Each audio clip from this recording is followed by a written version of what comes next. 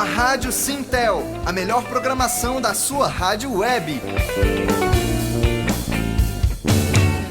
Olá pessoal, estamos iniciando o nosso programa aqui na Rádio Sintel. Um bom dia para você, você que está aqui na capital federal, você que está em qualquer estado, qualquer região do nosso país. Nosso muito obrigado pela audiência e pela sintonia. O microfone já está ligado e estamos lá nesta sexta-feira, 21 de fevereiro de 2020, com a edição de número 136 do nosso programa. Nossos convidados de hoje são o presidente do Sintel DF, Brígido Ramos, que está aqui comigo. Seja bem-vindo, Brígido. Bom dia. Bom dia, seja bem-vindo mais uma vez. É um prazer receber aqui o nosso convidado especial, o presidente da CUT, que você vai anunciar agora, né? Perfeito. E o presidente da CUT, DF, aqui no Distrito Federal, Rodrigo Rodrigues. Nós vamos fazer um debate bacana, um bate-papo sobre o momento que o Brasil atravessa e também falar das ações da CUT. Seja bem-vindo, Rodrigo, ao nosso programa. Pela primeira vez, a CUT está participando do nosso programa. Seja bem-vindo, viu? Muito obrigado pelo convite, obrigado, Brígido, aí, pela oportunidade, ao Sintel, a todo mundo que está ouvindo. Espero que não seja a última vez, estou à disposição, sempre que for convidado, virei. Perfeito. Você pode compartilhar o nosso programa, pode participar fazendo perguntas, não é? Pode participar, entra na nossa página, deixa a sua pergunta. E nós queremos também lembrar que o programa é reapresentado na TV comunitária do Distrito Federal, Canal 12 na NET, TV a cabo e pelas redes sociais da TV comunitária, nos dias que é sábado, às 20 horas e 30 minutos, no domingo, meia-noite e meia, meia-noite e 30 minutos, segunda-feira, meia-noite, terça-feira, às 23h30, na quarta-feira, às 8 horas e 30, na quinta-feira, às 21h30, na sexta-feira, 1 hora da manhã. Bom, vamos começar o nosso programa. Aliás, durante a semana nós divulgamos aí que o Brasil está à beira do abismo. Poderia dizer dos abismos, né? Vou colocar plural em tudo, né? E quais são esses abismos, na sua opinião, o Rodrigo Rodrigues? Depois a gente vai debater as ações da CUT aqui no DF, mas vamos começar pelo plano nacional, né? Tá tudo... Nós vivemos um cenário complicado do ponto de vista da classe trabalhadora, né? Nós estamos, como a CUT vem dizendo, desde 2015, vivendo um processo de golpe. E o que nós denunciamos como golpe é os ataques aos direitos da classe trabalhadora.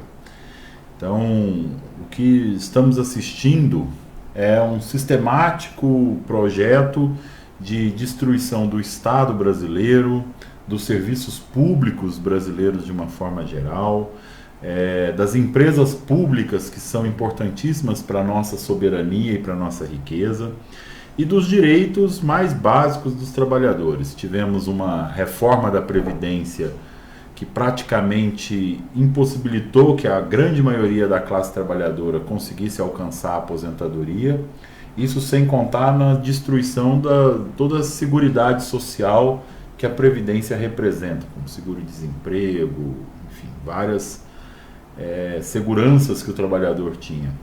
Nós tivemos uma reforma trabalhista que fragilizou todas as relações de trabalho e hoje, com o avanço da tecnologia no mundo e com o processo de uberização do trabalho, né, esse aparelho que todos nós carregamos no bolso vem substituindo o patrão. Seu patrão hoje é um celular, um aplicativo, um algoritmo que você não sabe como funciona, que te demanda o trabalho só no momento em que ele precisa e te paga o mínimo por isso. Então, temos uma juventude inteira sem perspectiva de um trabalho regulamentado e a reforma trabalhista veio favorecer esse avanço da desregulamentação. Fora isso, ainda tivemos uma reforma na nossa Constituição que proibiu, isso é o mais absurdo de tudo, na minha opinião, Brígido. A Emenda Constitucional 95 proibiu o Estado brasileiro de fazer investimentos em saúde e educação. Significa que se o Brasil descobrir uma nova riqueza, como tem hoje o pré-sal, uma mina de ouro inteira, não pode usar esse dinheiro para melhorar hospital e escola pública. Tem que usar para pagar juros de especulação financeira É o maior, isso está no texto da Constituição. Esse é o golpe que nós denunciamos. Não dá para a gente tolerar mais isso, né? Os trabalhadores perdendo o direito, o desemprego avançando, uma desregulamentação do trabalho e o Estado sendo destruído, porque era quem poderia solucionar essa crise que vivenciamos. Os abismos, o país continua cada vez mais perto, né, Brígio? Quer dizer, está a caminho do... A gente costuma dizer que a Europa está com uma crise muito violenta, não é? A França, a Alemanha, a própria Inglaterra, Suíça, Suécia, vai por aí afora. Mas com uma diferença muito grande. O abismo do Brasil representa miséria, desgraça, fome e doença, em níveis inaceitáveis. Então você não pode comparar um avanço da própria direita nesses países com um avanço da direita, da extrema direita, num país como o Brasil, num país como a Argentina, num país como o Paraguai, como o Uruguai e por aí afora. Esse é muito mais drástico, muito mais violento, porque aqui é miséria absoluta. Um período pequeno do governo Lula, que tirou milhões e milhões dessa miséria absoluta, incomodou bastante a classe da elite, a elite brasileira. Ela não aceita de maneira nenhuma que o cidadão comum possa viver, como dizia o Lula, ter 3 refeições por dia. Isso incomoda demais. Isso fez com que todas essas forças de direita... Se incomoda comer, imagina o quanto incomoda exato, empregado ir para a Disney. Exatamente. Né? Então, eles se uniram, são naturalmente unidos, porque o interesse aí é absolutamente direto, o econômico e o pessoal. Nós da esquerda temos um problema grave de não nos unirmos, porque nós temos muita ideologia e muitos caminhos para chegar à condição de atendimento um pouco melhor para a nossa sociedade. E aí começam as nossas dificuldades. Nós queríamos, naquele momento, que o governo Lula fizesse tudo que fosse possível no nosso pensamento. Era possível fazer naquela época? Não era. Tinha que fazer, como houve acordos e aceitou beneficiar muito a classe elite brasileira. Era necessário um equilíbrio. Agora nós estamos vendo a diferença. A diferença e o povo tem que entender isso, tem que voltar ali, é recente.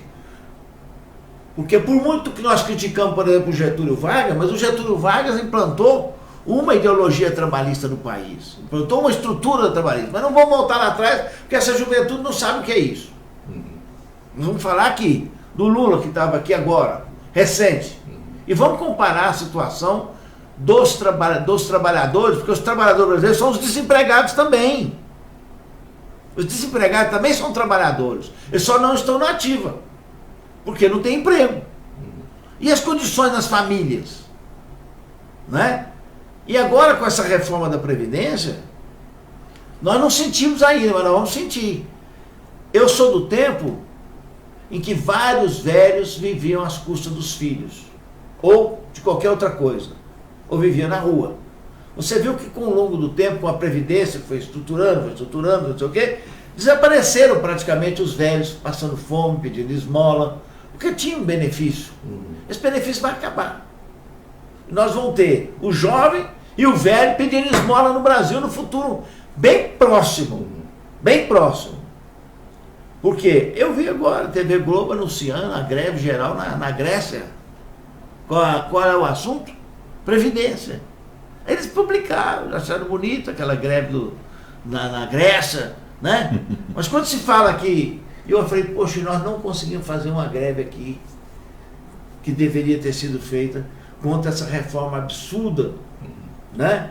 Mas a TV está lá, essa nossa TV aí, que ela tem as suas idiosincrasias junto com o Bolsonaro em questões fúteis, necessárias, mas em questões fúteis. Na questão fundamental, que é o projeto econômico, ela está de acordo. Ela faz campanha toda hora, a favor das reformas, a favor disso, a favor daquilo. Aliás, ela às vezes discute com o presidente da República, porque ela está preocupada em achar que o presidente da República, com aquelas asneiras dele, ele pode atrapalhar a aprovação das reformas. Que a Globo é favorável, que a Globo é sustentável por essas reformas, por esses empreendedores que colocam lá suas propagandas e pela própria mentalidade empreendedora da Globo, desde há mais de 40 anos. Então, é um momento, que o Roberto está dizendo, que nós precisamos nos unir. Nós precisamos encontrar caminhos. Nenhum de nós tem a receita. Nenhum de nós tem a receita. Mas é preciso nos unir, debater, fazer o nosso brainstorming, a nossa discussão, buscar as nossas razões, as nossas não razões também. Abrir mão das vaidades também. Abrir mão das vaidades, utilizar esse instrumento que está aqui por todos. E só corrigindo o Edivaldo, nosso jornalista, um pouquinho, quando ele disse assim, é a primeira vez que a CUT vem. Não, a CUT está aqui todo dia, porque esse sindicato é cutista, nós somos cutistas. Agora, Muito presidente bem, da CUT é a primeira vez que vem aqui, mas a CUT nunca saiu daqui de dentro desde o primeiro dia. Legal, tá corrigido, tá feita aí a correção. Obrigado, Brito. E não será a última, né? E eu vim Não, aqui será foi útil. para ouvir o Roberto, tá falando muito. Pois é, Roberto. Rodrigo. Rodrigo Rodrigues. Rodrigo. Roberto é o secretário-geral. Rodrigo. Roberto é o secretário-geral da CUT. É que ele me acompanhou aqui no porque ele estava aqui sindicato, agora. a gente estava em reunião com a Exatamente. diretoria e tá... Então, Rodrigo Rodrigues, o Brito falou da reação da classe trabalhadora, né, de ter que reagir diante desse desmonte, desse abismo que a gente está sendo enfiado dentro dele a cada minuto. E nós tivemos aí 20 dias de greve dos petroleiros. Não é? Uhum. Aliás, Por enquanto, né? Aliás, exatamente. Aliás, agora, às 11 horas, agora 11 e pouquinho, eles estão tendo uma audiência lá no TST para tentar encontrar um acordo lá no TST. O que de lição essa greve dos petroleiros traz para a sociedade brasileira, traz para o movimento sindical? Olha, primeiro manifestar aqui todo o meu apoio aos petroleiros, os companheiros e companheiras trabalhadores da Petrobras, que fizeram essa greve heróica, né? E importante afirmar que a greve dos petroleiros foi iniciada para defender emprego. Exatamente. Emprego. O governo está tentando fatiar a Petrobras para vendê-la aos poucos. E fechou a fábrica. Vender, pode dizer, doá-la. Vender a preço de banana. Aliás, banana está muito cara, mais abaixo da banana. Pois é. Mas estavam defendendo empregos, 1.000 empregos que estavam sendo dizimados, e eles entraram em greve para defender, porque fecharam uma fábrica de fertilizantes lá no Paraná, né, a Fafem. Você tem uma ideia, a CUT tem agora um programa semanal, né, a gente chama de podcast, que a gente grava e 10, 15 minutos tenta passar. E o dessa semana nós gravamos sobre a Petrobras. Inclusive amanhã deve estar no ar aí para discutir essa situação da greve dos petroleiros, o que representa a Petrobras. Mas os petroleiros nos deram uma lição, porque a greve era pelo emprego, mas é para a defesa de uma empresa importantíssima para a nossa soberania. Todos os países do mundo que descobrem que tem reserva de petróleo são alvos militares, tem invasão, é feito guerra. O Brasil descobriu a terceira maior reserva de petróleo do mundo e entregou de mão beijada para as empresas internacionais. Não estourou um traque aqui no Brasil para poder tomar de nós essa riqueza. Esse é um golpe, né? Esse é parte do golpe. Eu acho que a gente precisa manter a esperança na resistência e na mobilização da classe trabalhadora. Se nós não acreditássemos que os trabalhadores irão entender o que está acontecendo em algum momento, acordar e tomar as rédeas do seu destino, né, Brígito? Nós não estávamos aqui. Exatamente. Brígito não estava aqui insistindo em dialogar com os trabalhadores filiados ao Sintel e os que não são filiados para se filiarem. Eu não estava insistindo para discutir com os trabalhadores de todas as categorias a partir da CUT.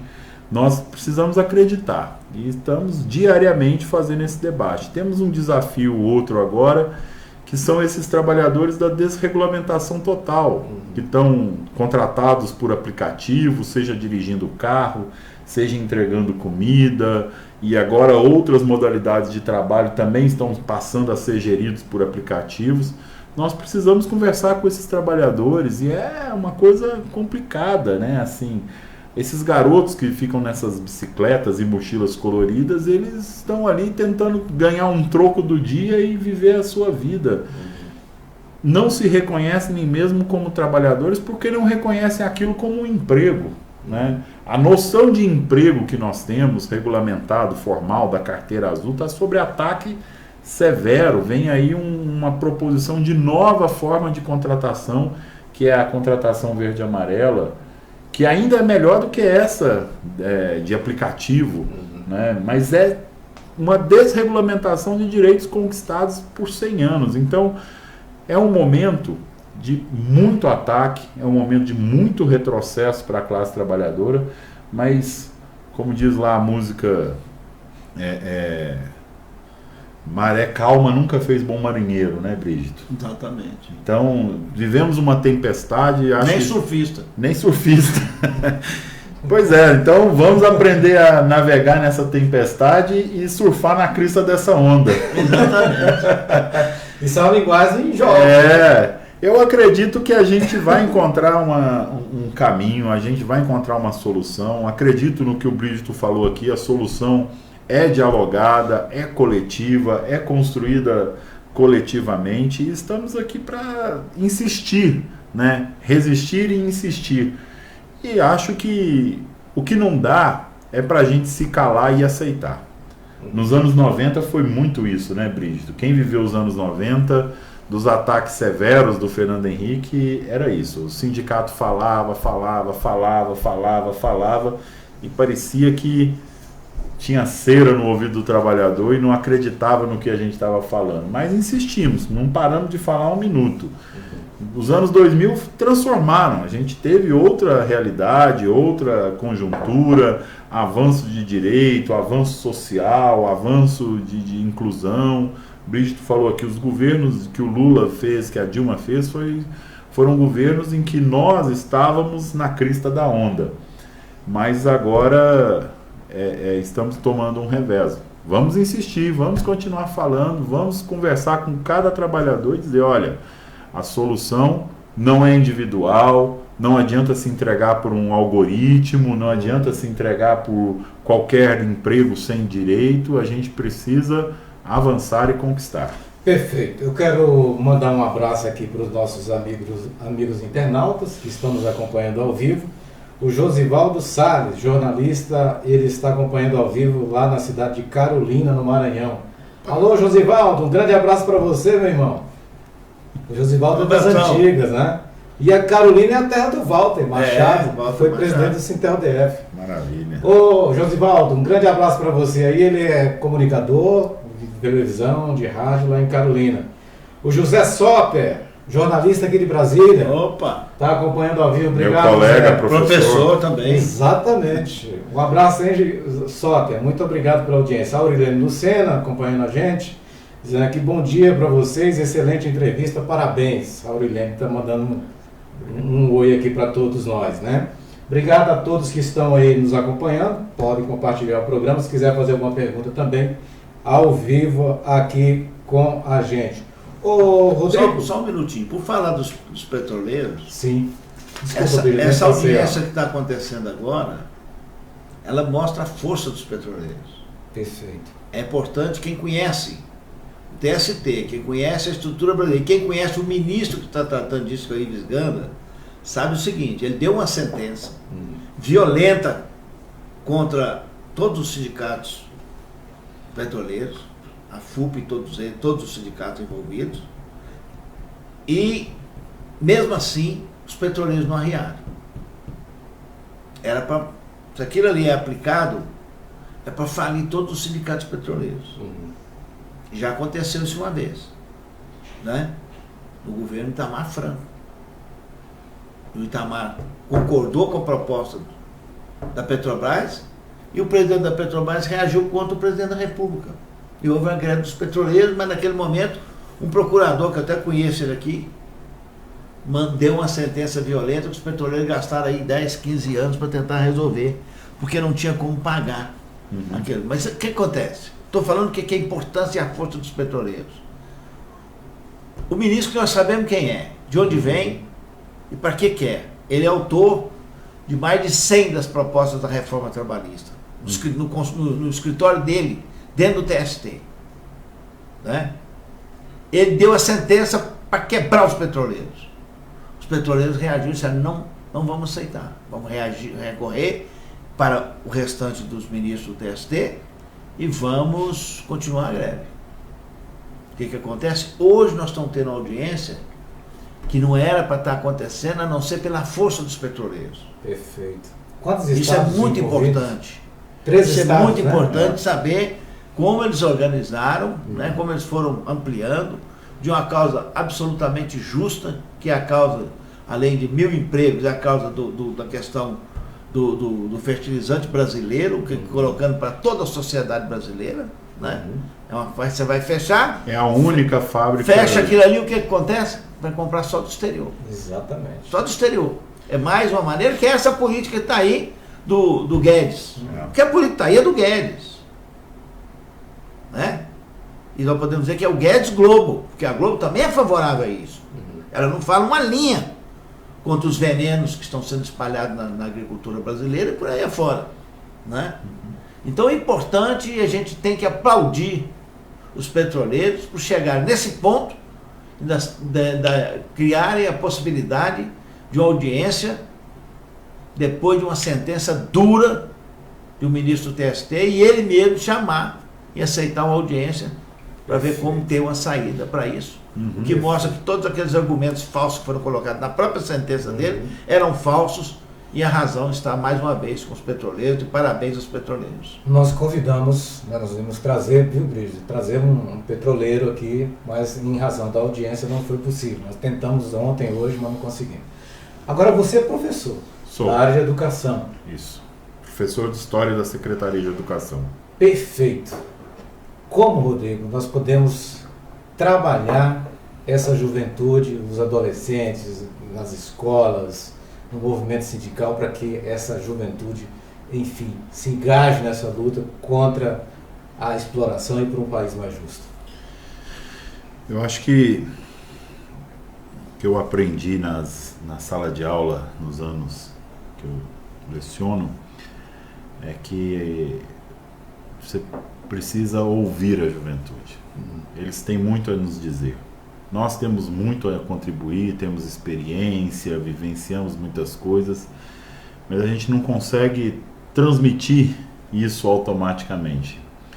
Então, o meio é ouvi-los, entendê-los, e com isso a gente consegue estabelecer uma relação de diálogo.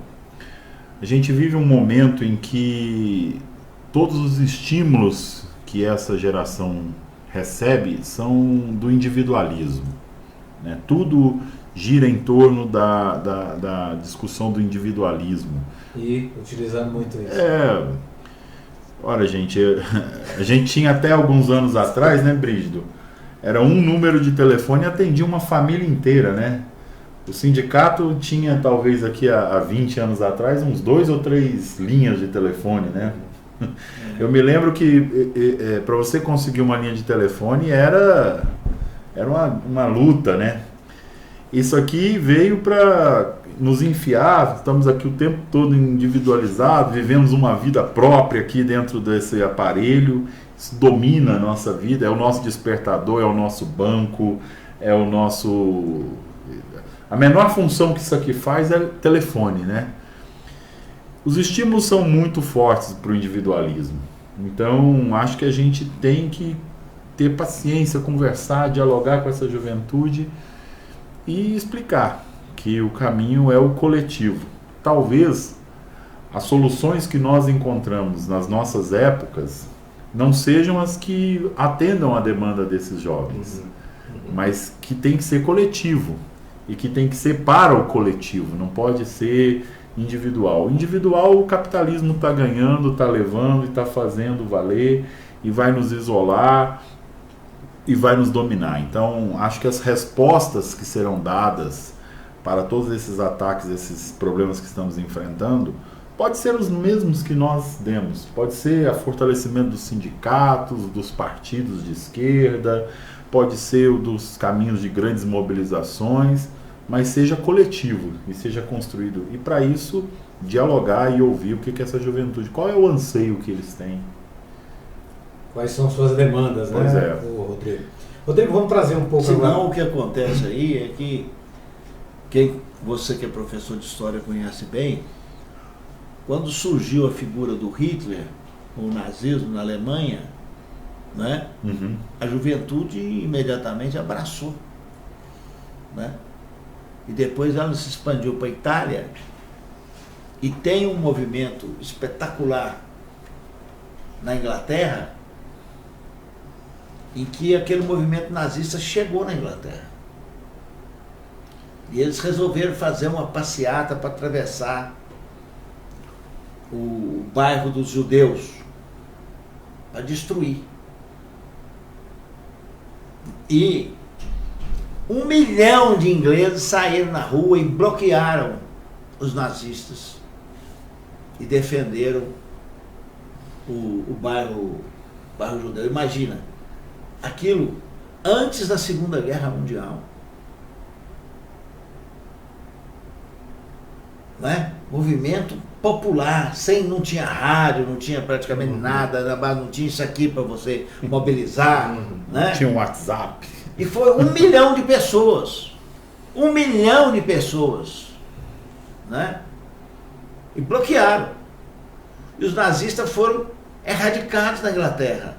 Mas era um movimento jovem. Então, quando você fala de aula, de história, de não sei o quê, é muito importante, porque o jovem, ele está disposto a aceitar tudo que é novo. Embora esse novo aqui é o mais velho de todos, que é o nazismo. Né? É por isso que, se bobear, o nazismo se expande. Então a gente tem que demonstrar. Né?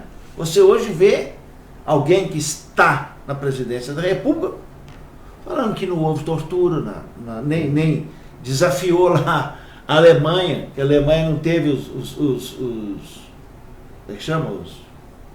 Holocaustos. Os holocaustos, não, mas o lugar onde eles colocavam lá os campos de concentração. Os campos de concentração não existiram, e foram gente de esquerda que fez o campo de concentração.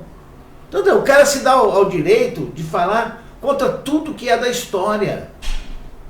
E se você deixar isso, e ele que é um professor de história sabe muito bem disso, se você não debater esse assunto, o jovem vai acabar acreditando, porque senão vai entrar lá na era do Goebbels, né? Quer dizer, quantas mentiras você vai falar para se tornar verdade. E você vê isso aí todo dia aqui no Brasil, né?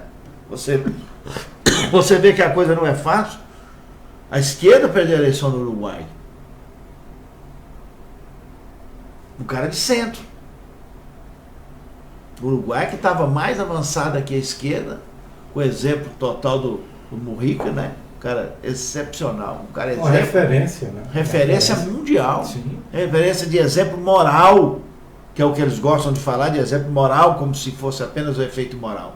Mas então é importante a gente saber de que nós temos que estar atentos a isso eternamente. Eternamente. Perfeito. Vamos trazer para o plano do DF. Vamos. Né? A onda é privatizar as empresas públicas, né? Parece que a onda, não, é DF, é Brasil. a onda nacional vem deixando o seu rastro aqui também no distrito. Parece que ontem teve uma reunião do GDF com os funcionários da SEB e existe, não sei se você pode até informar isso melhor, existe uma espécie de acordo para tentar explorar cada vez mais o funcionário público da SEB para que ela continue como empresa pública. Não é exatamente isso. Na verdade, o governador aqui de Brasília iniciou o ano legislativo indo à Câmara e fazendo um discurso de que vai vender a SEB. e o presidente da SEB está lá só para cumprir essa missão. Então, o pessoal que organiza os trabalhadores da SEB, o sindicato, o STIL, DF, vem numa luta ferrenha para impedir não só a privatização da SEB, mas da Eletronorte, de todo o sistema energético brasileiro. Né? Uma luta que faz dentro do Congresso, que faz na rua, na base e aqui no DF também. Nós tivemos uma audiência pública que aconteceu na terça-feira na Câmara Legislativa. Foi chamada pela deputada Arlete Sampaio e pelo deputado Chico Vigilante essa audiência pública. E lá nós tivemos a oportunidade de entender que o que eles alegam como crise da SEB, na verdade é uma manipulação de números para fazer entender que ela é deficitária, que gera prejuízo e que precisa ser vendida. Quando na verdade não é essa a verdade. O STIL disse que vai publicar esse relatório que foi apresentado lá, vai estar na sua página. Tem uma matéria inclusive que foi feita ontem e foi divulgada. Mas é importante que as pessoas saibam que, primeiro, questão energética é estratégico, fundamental, né? Não dá para você entender que uma empresa energética tenha que gerar lucro, ela tem que gerar serviço social, porque se a intenção é gerar lucro, onde que esse lucro vai ser gerado? Na cobrança da conta. Então, o efeito imediato é, se privatizar, a conta vai aumentar. Isso não tem dúvida. Aliás, o maior exemplo é o Estado de Goiás. O Estado de Goiás é o maior Quem exemplo. Quem mora no entorno sabe disso. Inclusive, na audiência pública, tinha um deputado de Goiás que ajudou a privatizar a empresa goiana de energia elétrica, que estava lá porque ele depois percebeu que o que foi feito agiu contra a sociedade goiana. Ele conseguiu fazer essa autocrítica? Conseguiu. Inclusive, ele presidiu uma CPI que constatou que a privatização foi prejudicial e orientou a reestatização da empresa. Então, nós precisamos entender que na Alemanha, na Europa, na França, várias empresas que foram privatizadas estão sendo reestatizadas. Nos Estados Unidos, a distribuição de energia elétrica é controlada pelo Exército. Pelo Exército, para você ter uma ideia de como é estratégico essa questão energética. Ela é estratégica do ponto de vista da segurança, do atendimento social, de questões econômicas, porque a expansão econômica depende também da qualidade da energia elétrica. Uma indústria, comércios, lojas precisam, né, a construção de um prédio, ele demanda especificidades da energia, do fornecimento elétrico, que se você está na mão de uma empresa privatizada, ela vai visar lucro. Agora imaginemos, estamos falando, a indústria tem como pagar, né, a construção civil tem como pagar, mas imaginemos a expansão urbana de pessoas mais pobres, carentes, como Sol Nascente, como Itapuã, como outras regiões aqui do Distrito Federal. Uma empresa privada não terá responsabilidade social com essas áreas. É óbvio que a SEB, por ser pública e por ter responsabilidade social, tem a obrigação de atender essas sociedades, essa população mais carente. E por isso que tem que fazer a expansão de energia elétrica para todas essas regiões. Um empresário que está fazendo o cálculo apenas na planilha de lucro, ele vai falar, olha, eu vou gastar não sei quantos milhões para expandir a rede para lá e a recuperação desse dinheiro vai levar 10 anos, 20 anos, não vale a pena esse investimento, porque a planilha não mostrou, então deixa a população às escuras e isso gera problema de segurança, isso gera problema de saúde, isso gera uma série de consequências.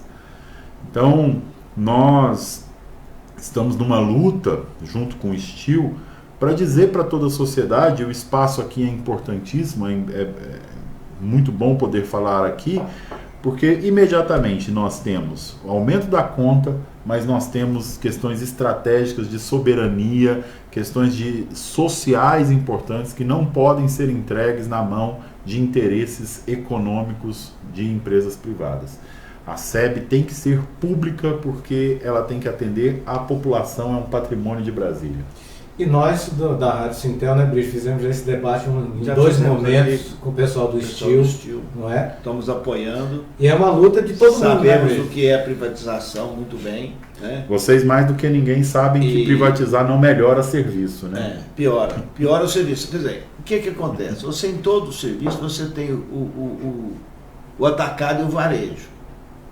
No caso do serviço de energia elétrica, como de telecomunicações, o varejo é a grande maioria, 90% dos assinantes. Mas o atacado é 80% da receita. Entendeu? Então o que você vai fazer? Uma empresa privada, o que ela vai fazer? Ela vai investir apenas para atender o atacado. Então você pega aqui uma empresa de telecomunicações que é privatizada, ela tem os consultores específicos para cada uma dos seus grandes usuários, dos seus grandes clientes, né?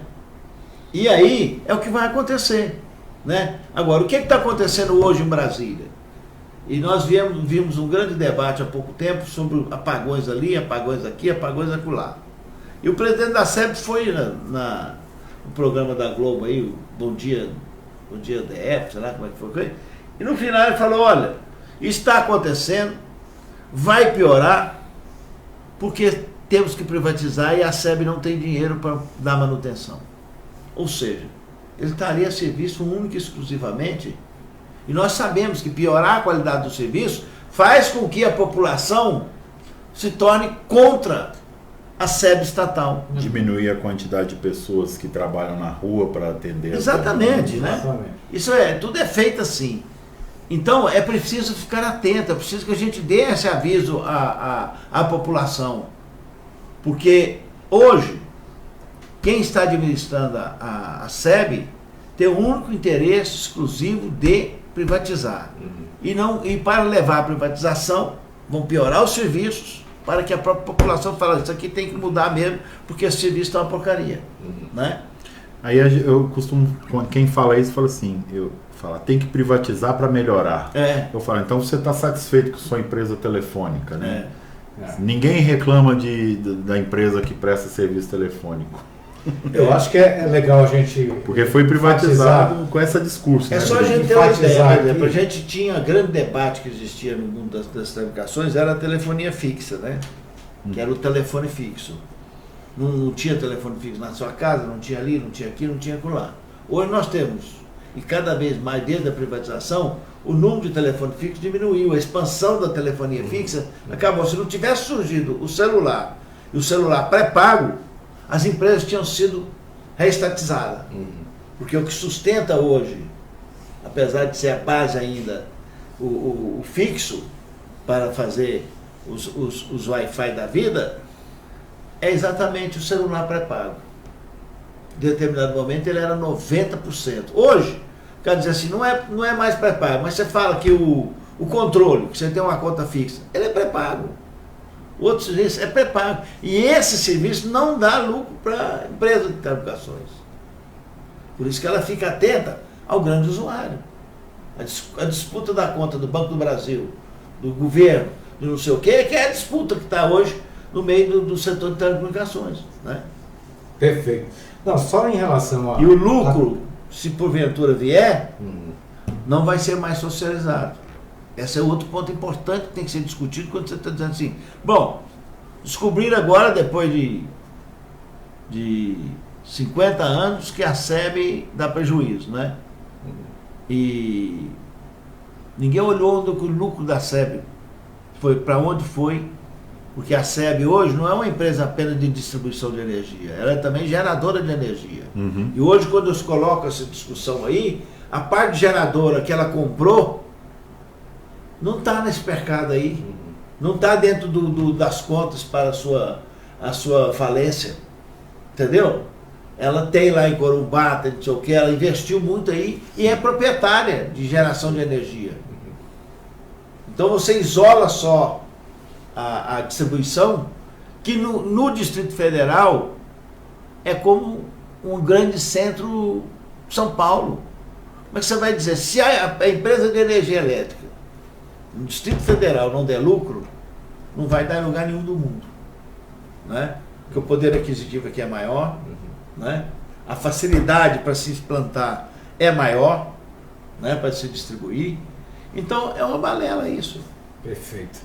Só para deixar claro para os nossos amigos internautas, quem tiver dúvida em relação à empresa pública, no caso a SEB, ou a empresa privada, no caso do Goiás, é só conversar com os vizinhos.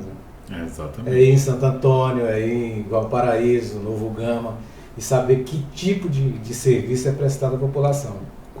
Pergunta só quanto tempo leva para instalar ligar uma energia quando ela é cortada. E falar nisso, o corte também é rápido, né? O corte é rápido. Quando ela é privatizada, venceu, corta. Porque o que a empresa quer é eu estava taxa. Conversando em Águas Lindas.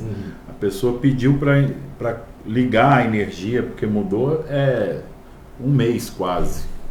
20 dias para poder ir ligar a energia. Imagina o que é você. Isso é varejo. Varejo não interessa. É verdade. Agora pergunta se desligar a energia da grande indústria, quantos minutos eles gastam para retirar?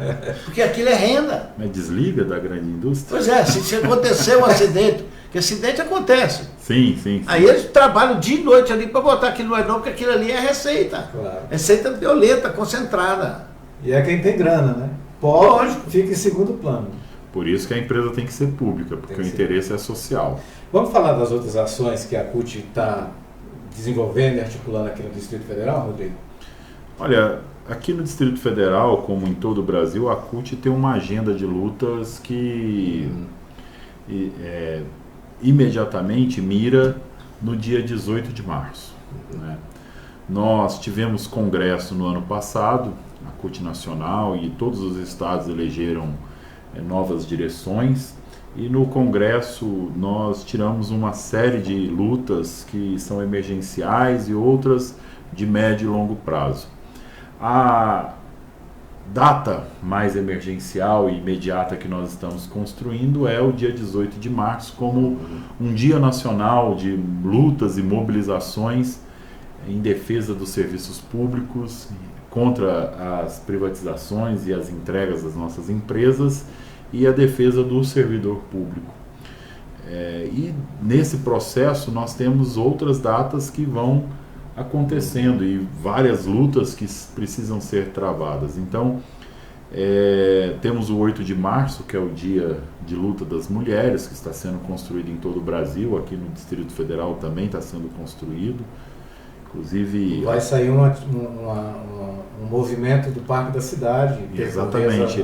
As companheiras mulheres do MST estarão no Parque da Cidade fazendo um seu encontro nacional. E as mulheres do Distrito Federal vão se unir às mulheres de todo o Brasil do MST que estarão ali no parque, e a partir dali terão uma programação de marcha, protestos, manifestações culturais. A programação está disponível na nossa página, quem quiser acessar pode conhecer ela em detalhes. E o dia 18 de março, que é um dia que nós estamos organizando e várias categorias já decretaram como um dia de paralisação, um dia de greve. E nós, dialogando com as demais centrais e dialogando com outras categorias, temos o intuito de transformar isso num dia de greve geral, né, da sociedade brasileira, dos trabalhadores, porque precisamos dar um basta a esse desmonte que estamos vendo no serviço público. E aqui no Distrito Federal nós temos que dialogar com o poder local também nesse sentido.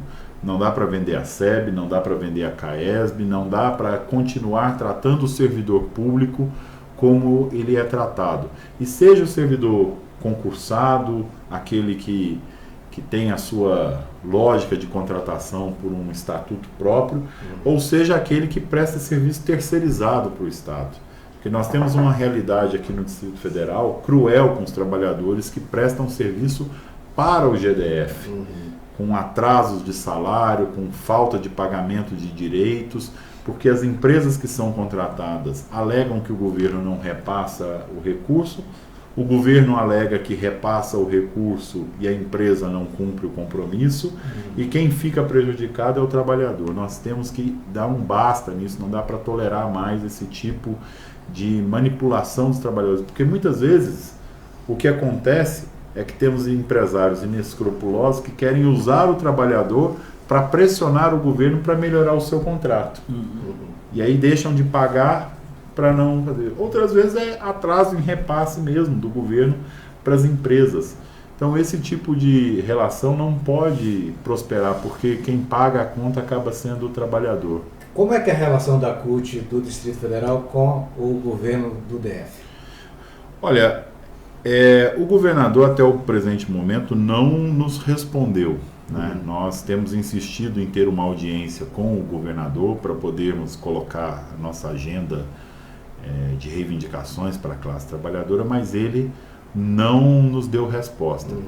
Quando o candidato, né, a CUT lançou uma cartilha eleitoral para todos e distribuiu ela a todos os candidatos, fez o lançamento dessa cartilha lá no Sindicato dos Bancários, no Teatro do Sindicato dos Bancários, e convidou todos os candidatos, a todos os cargos eletivos, mas todos os candidatos ao governo.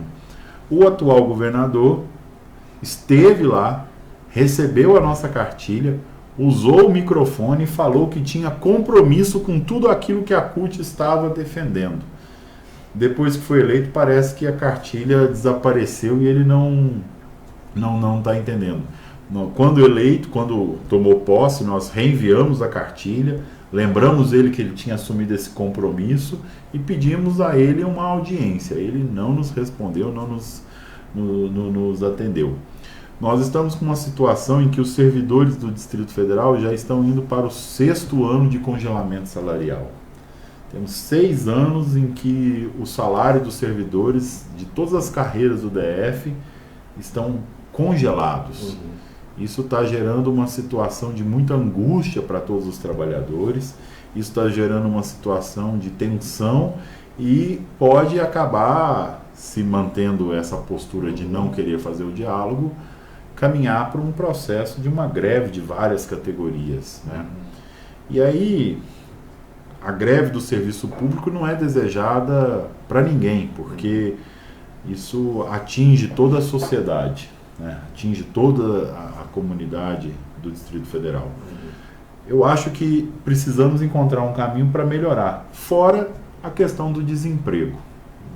A informalidade, né? O DF tem uma das mais altas taxas de desemprego. E se você vai para a periferia do Distrito Federal... Rodrigo? Olha, eu não sei o número de hoje, mas ele deve estar girando em torno de 14% a 15%. Isso representa o quê? 350 mil desempregados? Por aí. Se você for população de Samambaia. Se você for nas áreas de periferia, esse desemprego é maior, porque aqui no plano piloto o desemprego é menor, mas na periferia ela chega a 25%, ou seja, um jovem da Ceilândia, de cada 4 jovens, né, um não tem emprego. Né, de cada família, uma pessoa não está empregada. Então nós vivemos uma situação complexa e a informalidade muito grande. Se você contar isso com os Uber, com os MEI, você vai ver quantos milhões de pessoas estão na realidade sem a garantia da Previdência, uma enorme parte da nossa população está nessa situação de não ter nenhuma garantia. E muitos já cansaram, né, de correr atrás de emprego, são desalentados. Aí esse é bom que desaparece da estatística. Aí não aparece. Esses 14 milhões, esses 300 milhões, 300 mil, se colocar, eles sempre tiram da estatística aqueles que desistiram de procurar emprego. Nós sempre como se a pessoa morresse. Nós sempre defendemos a metodologia que é usada pelo DIEESE para medir o emprego e desemprego. Porque o DIEESE busca a pessoa que está ocupada e não procurando emprego. Então a gente tem uma noção desse número. Aqui no Distrito Federal já tentaram tirar o DIEESE da pesquisa de emprego e desemprego várias vezes, exatamente porque não é bom para o governo medir a quantidade de pessoas que desistiram de procurar emprego. Os números não são favoráveis. Né? E é grave, né? Isso o nosso amigo internauta tem que perceber. 350 mil desempregados é a população de Samambaia, que é uma cidade do Distrito Federal das maiores. Das maiores. Quer dizer, e quem está falando das maiores do Brasil. Exatamente. E quem tá lá... 350 mil habitantes é das maiores do Brasil. Do Brasil. Tá certamente entre as 20, 30 maiores do Brasil. Perfeito. E às vezes quem está fora de Brasília acha que aqui é um mar de rosas, né? Que aqui não tem problema, que aqui não tem desempregado, que aqui não tem problema de segurança, não tem problema na saúde. E tem todas essas questões aí que afetam a população. A saúde no DF está um caos total. A gente precisa ter ações emergenciais para resolver as questões de saúde. E principalmente aquela que é a mais visível de todos os problemas, que é a emergência dos nossos hospitais. E esse foi outro compromisso que o governador voltou atrás, né? Porque ele ia tirar o Instituto, e como ele manteve o Instituto e ampliou o Instituto, o que acontece? Ele não fala mais de saúde. Isso é problema do Instituto. Até parece que ele não é o governador. É aquela velha história do cara do hotel que terceirizou o café da manhã. Você está lá tomando café da manhã, o dono do hotel está lá, aí você fala com o cara, ó, café da manhã aqui está horrível. Eu falo, não, mas isso aí é terceirizado, não tem nada com isso. É o que acontece, a mentalidade de terceirização dele, de instituto, dessas coisas, é que ele não fala mais sobre aquilo. Não é mais meu ele não problema. assume a responsabilidade que ele está administrando o instituto, mas quem botou o instituto lá foi ele. Claro. Entendeu? Ô, Ibanez, hein? Ô, governador, alguém vai estar vendo esse programa, né? Cuidado aí que tem que trabalhar mais. Nós estamos, se alguém estiver ouvindo e for dar o recado, a CUT entregou a ele em mãos. Eu tenho fotos que ele recebeu na cartilha. Dá uma lida na cartilha que a gente recebeu e vamos dialogar como implementar. Perfeito. Atender a CUT, né? Que tá... Atender os trabalhadores. Os trabalhadores. Não é? Atender a sociedade. Gerar emprego digno e bem remunerado. Perfeito. Ô Brígido, o que Sintel, junto com a CUT, os movimentos sociais, enfim, de que forma podemos trabalhar a união de todos em defesa de uma sociedade mais justa, ir para a rua, porque no Chile, né, tem que ir para a rua. Se o povo não ir para a rua, as coisas continuam acontecendo ali no Palácio do Planalto, no Congresso e no Supremo, e não anda. Então tem que ir para a rua. Quando o povo vai para a rua, alguma coisa acontece, alguém se mobiliza. Como trabalhar junto isso? Essa é a grande pergunta. Se a gente soubesse essa resposta, nós estamos fazendo. Nós estamos tentando fazer várias coisas, né? Procuramos isso. Esse programa aqui é uma das maneiras da gente fazer, trazer coisas, tirar daqui ideias, ouvir a população, ouvir as nossas categorias, ir na base. Criamos aí vários textos, várias cartilhas, chamando a atenção do trabalhador para a questão como um todo, a questão sua do dia a dia do trabalho, a questão da saúde, a questão da diversidade, a questão da homofobia, vai por aí afora. Todos são debates que são amplos e tem que ser feito. E cada um desses debates tem o viés político que deve ter, para chamar a atenção, porque normalmente o cara fala assim, mas eu não pensei que isso aqui tivesse nada a ver comigo. Porque normalmente o trabalhador, ele só sente quando dói no calo dele. Né? Aconteceu isso. Tem trabalhador demitido. A gente sabe que a gente já passou por isso em várias empresas. E as empresas que, por exemplo, as nossas preparando para a privatização, elas começavam a demitir. Então você tinha 10 trabalhadores numa sala, antigamente era assim, né? De repente demitiram 2. E aí, os outros 8 que ficavam falaram, mas aqueles 2 caras eram ruins mesmo. Eles eram problemáticos, eram não sei o quê, precisava melhorar. E de repente demite mais 2, aí só fica 6. O cara fala, mas aqueles ali, sabe como é que é? Eles andavam muito revoltados, não sei o quê, e aí vai. E você vai arrumando justificativas, o trabalhador vai arrumando justificativas para achar, até o dia que acerta ele. Aí para acertar ele é injusto. É injusto, fica doido, como é que isso aconteceu, e tá não sei o quê, e se desespera, aí corre atrás do sindicato, né? É igual aqueles gerentes que foram gerentes 30, 40 anos, 20 anos, aí de repente ele perde a função, né? Mas continua nas empresas. Hoje, quando perde a função, já iniciativa privada já vai para a rua mesmo, nem vê eles mais, né? Mas antigamente eles ficavam aí. Aí o cara vem para dentro do sindicato e quer fazer revolução. Né? Tem que fazer isso, tem que fazer aquilo, tem que parar isso, tem que parar aquilo, tem que parar aquilo outro. Então, o que precisamos fazer é discutir, abrir viabilidade, abrir possibilidade de que essa manifestação aconteça. mobilizar só os dirigentes sindicais não adianta. Ou modificar só com o pensamento dos dirigentes sindicais também não adianta. A gente tem que arranjar os motes, né? Os objetivos que possam fazer com que essa classe trabalhadora se entenda dentro da sociedade como um todo, né? Eu olho o pequeno empresário, o microempresário, não sei o quê, e ele se torna, ele fala assim, eu sou contra o movimento sindical, eu sou contra não sei o quê. Eu falo, mas vem cá, você vive de quê? Quem é o seu cliente? Quem é que vai fazer compra na sua padaria? O cara não entende que... Então você tem que... A mesma coisa com os trabalhadores. Hoje em dia, muitos se sentem isso aqui, ele tem outra alternativa, não sei o quê, ele acha que não está ali. Até o dia que acontece. Eu falo que a juventude não lembra muito um assunto que é o benefício de risco. O benefício de risco é pago em qualquer idade para quando você tem um acidente, quando você tem uma doença, quando você tem isso, aquilo outro. E se você não estiver pagando o INSS, não vai receber. Aí o cara do Uber ali tá achando que tá bom. Eu falo para ele, você não acha que você pode bater esse carro, você pode ter uma doença? Né? E quando você cessar aqui, que você parar aqui hoje, dirigir o carro e ficar um mês sem dirigir o carro, quanto você vai receber no final do mês? 0. E se você ficar inválido? Porque um acidente pode acontecer, um acidente orgânico, um acidente de rua, um acidente... Então, isso precisa ser debatido com a sociedade. Perfeito. Entendeu? E é a função do sindicato fazer isso. Nós procuramos fazer isso na nossa categoria, através de cartilha, através dos debates quando temos assembleia, porque se você vai debater o reajuste salarial, a campanha salarial como um todo, as condições anuais que você tem de acordo coletivo, você tem que aproveitar para debater os assuntos gerais também. Né? Você tem que aproveitar para debater os assuntos gerais. E isso é que eu acho que os sindicatos têm que fazer. Tem que se abrir mais. Nós não podemos ser exclusivamente os donos da verdade.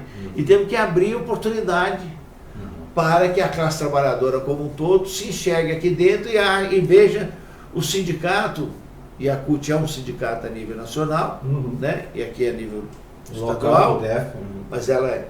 Às vezes o cara confunde, mas a CUT não é só, a CUT é sindicato. Né? Entendeu? A CUT é central sindical. Mas o cara não confunde. Federação é sindicato. Conforme o nível dela, estadual, interestadual, nacional. Então tem que entender isso. Esse é um grande debate, porque quando nós estamos aqui falando isso aqui, o nosso alcance aqui é bom, não sei o quê, mas é incomparável com o instrumento que os outros têm. O fake news demonstrou. Os caras contratam, botam robô para ficar mandando mensagem. Quando nós estamos falando aqui, os caras estão mandando 1 milhão de mensagens, no mínimo, a mais do que a gente. E essa discussão tem que ser feita por nós. Né? Perfeito. A CUT está tudo nesse processo articulando os sindicatos e fortalecendo a luta, né, Rodrigo? Para encerrar a nossa entrevista aqui. Essa é a função da CUT, foi para isso que ela nasceu e é isso que ela vem fazendo. Vivemos um momento complicado de desmobilização. Parece falta que as pessoas estão aceitando com naturalidade todas as barbaridades que estão sendo feitas, mas nós continuamos aí, firmes e fortes, resistindo, dizendo que temos que resistir e continuar na luta e que essa desregulamentação, falta de direitos não é normal, a gente não pode aceitar. Temos que retomar a crista da onda que o Brígido falou mais cedo e avançar nas conquistas que já tivemos. Tá legal. Bom, estamos chegando ao final do nosso programa, 1 hora de bate-papo, não é? Muito legal. Obrigado, Rodrigo Rodrigues, presidente da CUT-DF.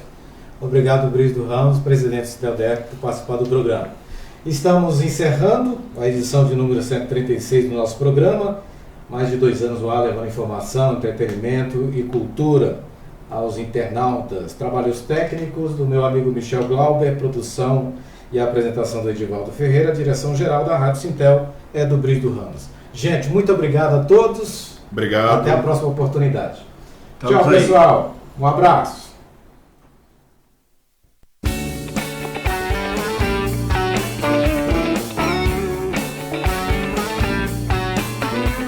Rádio Sintel fica por aqui. Aguardamos você na nossa próxima programação.